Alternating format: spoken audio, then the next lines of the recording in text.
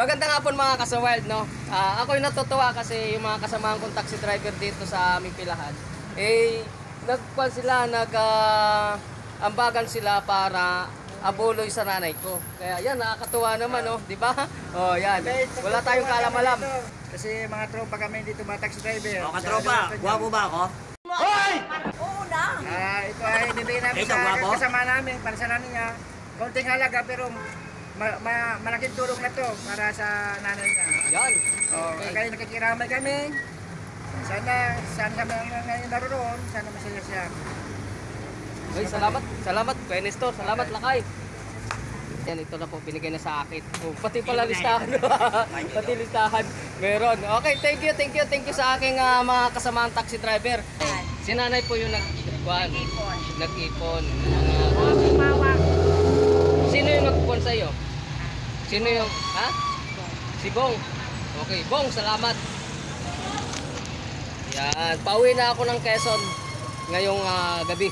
Thank you sa lahat. Ayun mga ka-wild, salamat. Umabot tayo ng 1.7. Ang malaking tulong po ito. Malaki po ang ating magagawa nito para doon sa aking nanay. Doon sa kanyang gastusin po doon sa pagpalibing sa kanya. Malaking tulong po ito.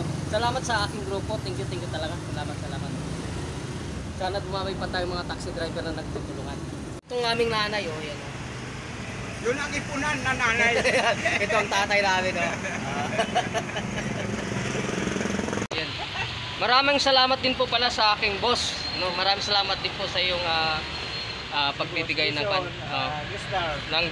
boss namin sa Gray Star. Yan. Boss Jason, thank you Boss Jason, at kay Madam, thank you. Kay Kuya Sunny Boy, thank you. Yan.